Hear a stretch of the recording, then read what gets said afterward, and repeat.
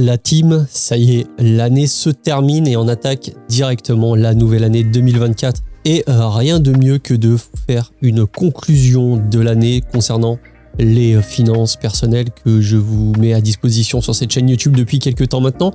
Et aujourd'hui, eh bien, c'est le dernier épisode de l'année, la conclusion de l'année, comme tu vas pouvoir le voir. Alors, les marchés ont été vraiment généreux avec nous cette année puisque tu vas le voir, que ce soit le S&P 500, le CAC 40 ou encore le Nasdaq Composite, on a des performances qui sont vraiment exceptionnelles. Bon, ça n'a pas été vraiment mon cas sur le plan épargne-action, mais en même temps, c'est normal avec la stratégie hybride que j'adopte depuis quelques temps maintenant. Donc, bonjour et bienvenue, bonne année, bonne santé à tous. Je vous remercie d'être de plus en plus nombreux à suivre cette chaîne YouTube. J'espère que l'année 2024 sera au rendez-vous en ce qui concerne les performances boursières ou les performances de manière générale sur vos investissements. Si tu me découvres pour la première fois, eh bien, salut, je m'appelle Jérémy. Aujourd'hui, tu es sur la dernière vidéo du suivi du PEA que j'ai mis en place il y a plus de 15 mois maintenant. Et on fait cette conclusion ensemble. Avant de démarrer, j'aimerais te dire que, bien sûr, tout ce que tu vas voir dans cette vidéo n'est que partage d'expérience. Ce n'est en rien un conseil personnalisé en investissement. Après, évidemment, tu peux t'inspirer, tu peux façonner les choses à ta manière. Tu vas le voir, j'utilise notamment sur mon PEA, et ce n'est pas un placement de produit, mais j'utilise l'interface Fortuneo. Après, si jamais ça t'intéresse d'ouvrir un compte bourse, compte titre ou PEA sur Fortuneo, sache qu'il y a un lien de parrainage, un code de parrainage dans la description de cette vidéo que tu peux utiliser et qui te donne quand même pas mal d'euros si tu respectes les conditions à l'ouverture. Et je tiens à rappeler que vous êtes encore très nombreux à regarder mes vidéos et à ne pas être abonnés, plus de 75%. Donc écoute, peut-être que c'est un oubli et en tout cas ça me ferait plaisir si jamais le contenu te plaît. N'hésite pas à t'abonner, à liker, à commenter, à partager. Ça fait toujours plaisir, ça soutient à mort les créateurs de contenu comme moi et ça motive énormément à fournir du contenu encore plus qualitatif. Sur ce, me voilà connecté sur mon compte Fortuneo et tu vas voir qu'il y a eu quelques changements. Ce mois-ci a été un peu particulier par rapport aux autres mois, déjà parce que j'ai pas mal fait d'apports. Je suis à 2780 € d'apport, on le verra après sur le tableau, il me semble de mémoire, et j'ai rajouté quelques lignes. Alors, qu'est-ce que ça donne? Eh bien, premièrement, ça donne une valorisation totale à la clôture, puisque je fais cette vidéo le 1er janvier 2024, histoire d'attaquer correctement l'année. Une valorisation de 47 647 €. Donc, bon, honnêtement, un peu déçu par la performance, parce que tu vas le voir, contrairement au marché qui a fait plus de 20%, je suis en performance négative sur l'année, sur le PEA. Après, c'est le jeu ma pauvre Lucette et je t'expliquerai pourquoi.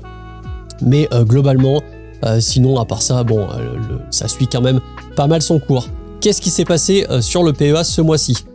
Tu le sais, le mois dernier, j'avais rajouté du LVMH. Et ce mois-ci, je t'ai fait une vidéo il y a quelques jours.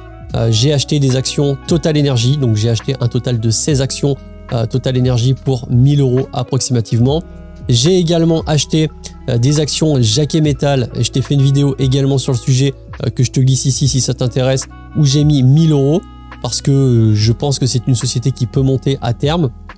Et j'ai également renforcé les trackers en rajoutant un ETF du Nasdaq 100 en capitalisant. Pourquoi ce choix? Pourquoi cette décision? Eh bien parce que je me suis dit que pour 2024, j'aimerais avoir des sociétés en portefeuille que j'utilise et que j'apprécie particulièrement. Alors j'entends par là des sociétés comme Apple, des sociétés comme Microsoft. Apple parce que j'utilise un MacBook Pro, j'utilise un iPhone comme beaucoup d'entre vous, je suis sûr, des AirPods que je porte quasiment tous les jours. Microsoft, parce que j'utilise des logiciels Microsoft, la suite Office, etc. depuis des années. J'avais envie d'investir dans des entreprises telles que Google parce que j'affectionne particulièrement Google et donc du coup l'action Alphabet. Bref, j'avais envie quand même d'acheter tout un tas d'entreprises et quand j'ai fait la liste, eh bien, je me suis aperçu que la majorité était dans le Nasdaq, mais j'ai pas pris un ETF du Nasdaq Composite, j'ai vraiment pris un ETF du Nasdaq 100 capitalisant, donc très concentré sur les valeurs technologiques. Je vais essayer d'équilibrer un petit peu tout ça, de renforcer les valeurs technologiques parce que je me dis que d'ici une dizaine d'années, je ne vois pas en fait le marché des valeurs technologiques vraiment tomber. Alors bien sûr, on peut avoir des années de correction parce que cette année-là, sur le Nasdaq Composite, on a été à plus de 40% de performance, qui est absolument gigantesque. Mais voilà, donc voilà mes choix. Encore une fois, c'est vraiment mes choix personnels. Je te les partage en vidéo. Je te partage et les hausses et les baisses là-dessus. Et en tout cas, sur cette chaîne YouTube, il n'y a pas de bullshit. Je vais pas te mentir, je vais pas te raconter de crack. C'est simplement, bah voilà, je fais mon petit bout de chemin. Je ne suis en rien le meilleur investisseur boursier de tous les temps. Loin de là. La preuve en est, bah, comme je te l'ai dit, j'ai des performances qui sont pas forcément topissimes. D'ailleurs, en parlant de performance, je me mets directement sur le tableau. Donc c'est un tableau, encore une fois, que tu retrouves téléchargeable dans la description de cette vidéo. Tu peux te faire plaisir. N'hésite pas à venir également sur le Discord communautaire si tu as des questions liées au tableau parce que tu n'arrives pas à le remplir. Bref, il y a un Discord que tu trouves dans la description. Encore une fois, n'hésite pas. Et donc le tableau, eh bien, à la conclusion du mois de décembre, 47 647 €, exactement ce qu'on a sur le PEA, qui nous donne au final une année avec des performances de moins 3,43%, alors que le marché, lui, a fait, comme on l'a vu, 24,25%, ce qui est vraiment stratosphérique. Le gouffre est énorme. Alors pourquoi? Eh bien, tout simplement parce que, je le rappelle, sur mon portefeuille, je suis énormément exposé à une small cap dans laquelle je crois, mais j'ai décidé de prendre une exposition anormale, dans le sens où, comme tu peux le voir, j'ai 30% de mon portefeuille qui est centralisé sur une small cap qui a été à l'initiale un investissement de plus de 10 000 € sur l'action Visiomed Group, qui est une société un peu tech médicale située à Dubaï. Voilà, bon, il y a des plans pour l'avenir. Je pense que la société est en retournement et que à terme, le cours va monter. Après, je peux totalement me planter et la société peut aller à la cave et tomber à zéro ou proche de zéro. C'est un risque que j'ai décidé de prendre, mais Visiomed, quand on se met sur le cours d'action depuis un an, c'est une boîte qui est montée à 54 centimes vers le milieu de l'année et qui, depuis le milieu de l'année, a fait moins 50% pour au final avoir une année négative de moins 32,62%, d'où le fait que j'ai une performance qui soit inférieure et largement inférieure à celle du marché. Alors tu peux te dire que c'est catastrophique, que franchement j'aurais jamais dû prendre cette société-là, etc. Mais je tiens à rappeler quelque chose parce que avec le tableau, j'ai également mis en place des graphiques qu'on trouve directement ici sur PEA versus S&P 500. Et on peut voir en fait ce qui s'est passé, c'est que au moment où j'ai acheté la société Visiomed, c'est par ici, la courbe en bleu, comme la légende l'indique, c'est le PEA et en rouge, c'est le marché S&P 500. J'ai décidé de me comparer au marché S&P 500 parce que c'est un marché qui est assez référence, même si je suis d'accord, j'ai déjà eu la remarque en commentaire, j'ai un portefeuille mixte et peut-être qu'il faudrait mieux que je me compare au MSCI World. Bon, j'ai décidé de faire la comparaison via le S&P 500, c'est pas forcément hyper grave. Et donc du coup, à partir de ce moment-là, j'avais acheté du Visiomed qui avait très fortement progressé. Et on peut le voir, ça a pas mal oscillé pour me retrouver légèrement en dessous du marché depuis 2020. Alors, je voulais en venir au fait que prendre Visiomed n'était pas forcément une chose négative, puisque si on regarde les performances du marché S&P 500 en 2020, il a fait 16,26%, 26,8%, même 26,9% en 2021. Par contre, en 2022, le marché a fait moins 19,45%, alors que mon portefeuille, lui, a fait plus 15,4%. Et la performance du portefeuille s'explique en partie, et en grande partie, grâce à l'action Visiomed. Quand tu vois le gap qu'il y a ici entre le marché et mon portefeuille PEA, parce que pendant le Covid, j'ai fait n'importe quoi, j'ai pas respecté mon DCA, je suis sorti du marché en pensant qu'il allait avoir des troisièmes vagues, etc., ce qui n'est pas arrivé. D'où le fait qu'il y a un énorme écart, un énorme alpha entre la performance de mon PEA en bleu et la performance du marché en rouge. Alpha que j'ai largement rattrapé à ce moment-là. Et bon, certes, je suis un petit peu en dessous du marché au bout de 4 ans, mais l'écart à la fin de l'année, à la clôture, est beaucoup moins important que l'écart que j'avais durant les années 2021. Et si j'avais simplement fait un DCA sur un ETF, sur un tracker, étant donné que le tracker réplique la performance sous-jacente de l'indice, j'aurais eu forcément une différence, un alpha qui aurait été beaucoup plus important. Donc alors, oui, Visiomed m'a fait perdre beaucoup de performance cette année. Il n'y a rien qui dit que l'année prochaine, ça ne soit pas complètement éclaté à la hausse comme à la baisse. Là-dessus, c'est un petit peu le suspense, je dirais, de cette suite de vidéos. Mais voilà, la réalité est que Mon PEA a fait moins 3,43% cette année, alors que le marché a fait plus 24,25%. Donc très gros alpha de différence, voilà, c'est comme ça. Après, moi je vise long terme, une échelle de 15-20 ans, et on verra un peu ce que ça donne. Le but étant d'essayer au maximum de se rapprocher soit du marché, soit d'essayer de faire mieux. Le problème, c'est que pour faire mieux que le marché, parfois il faut prendre quelques petits risques. Sinon, tu peux bien sûr adopter la solution du DCA sur un simple ETF, à condition que tu respectes correctement ton DCA et que tu n'arrêtes pas, par exemple, de DCA lorsque le marché baisse. Alors, qu'est-ce qui va se passer l'année prochaine? Eh bien, c'est une bonne question. Je sais pas. Est-ce que les marchés vont continuer à monter ou pas? Est-ce que les marchés vont baisser?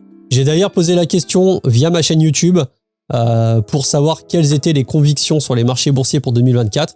Et tu peux le voir sur 115 votes, il y a 50% de ça va monter et 50% de ça va corriger, sous-entendu que ça va baisser. Alors, on verra, hein. Pour l'instant, c'est vraiment mitigé. Après, si on regarde l'historique un petit peu du marché S&P 500 en fonction des années, on voit que globalement, il n'y a pas beaucoup de rouge, contrairement à des années positives.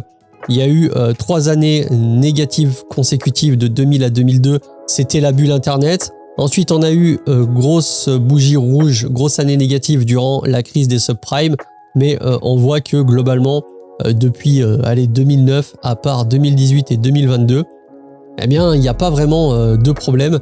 Alors, est-ce que ça va continuer sur cette tendance et on a eu une barre rouge, une année négative et ça va continuer avec 2 voire 3 années positives de suite, auquel cas, l'année prochaine, en tout cas l'année en cours, puisqu'on est déjà en 2024 au moment où je te fais cette vidéo, eh bien, sera une année positive. C'est compliqué à savoir. La BCE et la Fed ont annoncé des baisses de taux sur les marchés, sur l'emprunt bancaire, quoi. Donc ça devrait normalement être pas trop mal. Moi, je pense qu'on va être en présence d'une année qui va être plutôt positive sur la bourse. Après, comme tu peux le voir, la bourse, ça peut très bien faire une année positive à 1%, comme à 12%, comme à 28%, quoi. Donc même si on a une moyenne à 10%, c'est relativement rare quand tu regardes l'historisation, eh bien que le marché ait fait 10%. Généralement, on est plus aux alentours des 30 ou alors des performances qui sont pas top ou alors performances négatives. Même ici, là, ça a été vraiment incroyable. 38, 22, 33, 28, 20. Là, ceux qui étaient positionnés durant les années 95 jusqu'à 2000 avant la bulle d'Internet, des valeurs Internet, ils étaient très très bien. Alors, de mon côté, quelle va être la stratégie pour 2024? Eh bien, je te dirais que je vais continuer sur la lancée de 2023, c'est-à-dire d'avoir un portefeuille un peu hybride, avec une grosse partie du portefeuille constituée d'ETF, mais je vais essayer d'augmenter ma position, notamment sur l'ETF du Nasdaq 100, en capitalisant. J'aimerais avoir entre 65 et 70% de mon portefeuille sous forme de tracker. Je vais garder ma ligne, bien sûr, Visiomed. Elle va pas bouger, hein. Je vais pas rajouter ni vendre des actions, mais je vais garder cette ligne qui est une ligne ultra risquée où voilà, on prend un risque pour essayer de l'avoir de la performance positive, mais ça peut très bien avoir l'effet inverse. Et je vais essayer de compléter avec des sociétés dans lesquelles je crois avec des fondamentaux solides sur des bons points d'entrée en essayant de jouer le momentum pour essayer de grappiller des pourcentages par-ci par-là. Société que je garderai plutôt soit longtemps, soit que peut-être que je dégagerai au fur et à mesure, je ne sais pas encore. Mais globalement, il n'y aura pas de surprise. Je vais continuer à faire les épisodes sur ce portefeuille-là. Je te cache pas que j'ai un petit côté où j'espère que Visiomed Group va commencer à décoller, va commencer à avoir des résultats trimestriels positifs avec de l'EBITDA positif, que le déploiement en Arabie Saoudite fasse son chemin et que petit à petit la société aille dans le bon sens. C'est ce que j'espère, c'est ce que beaucoup de monde espère d'ailleurs sur cette action-là.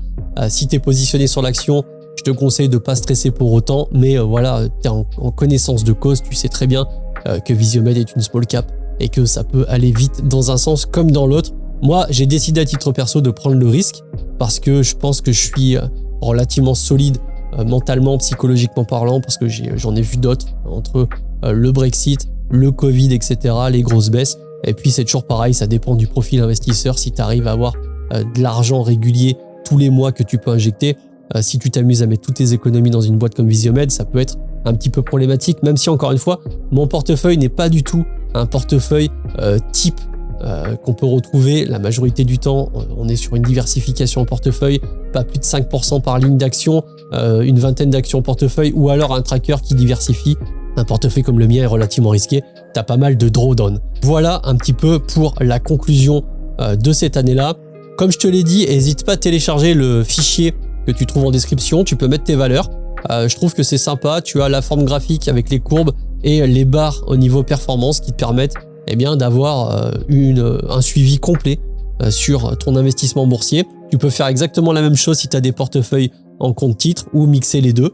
Là-dessus, je te laisse gérer comme bon te semble. Pour ceux qui veulent aller plus loin en bourse, qui débutent et qui tombent peut-être sur cette vidéo et qui se disent que ça a l'air d'être génial et que toi aussi tu as envie d'aller plus loin en bourse, sache que j'ai mis en place depuis quelques semaines une formation complète sur l'investissement débutant. Alors je te rassure, je te donnerai pas des conseils comme achète du Visiomède. De toute façon, je ne te donne pas de conseils d'achat direct sur des actions, mais tu vas avoir quand même pas mal de bases et de principes à respecter avec des présentations de portefeuille, des stratégies qui ont fait leurs preuves sur le long terme. Ça dure un peu plus d'une dizaine d'heures. Tu as également la possibilité d'avoir un accompagnement personnalisé avec moi-même. Maintenant que ça fait plus de 10 ans que je fais de la bourse, j'ai un certain recul sur les marchés. Et voilà, tu peux en profiter. Si vraiment ça t'intéresse, n'hésite pas à aller sur mon site web dans la partie formation. Tu as le lien dans la description. Tu pourras gagner pas mal de temps et surtout éviter de perdre pas mal d'argent comme j'ai pu le faire dès le début. Sur ce, je te laisse avec une vidéo sur la bourse. Tu la trouves ici pour te faire la main. Et moi, je te dis à la prochaine. Salut.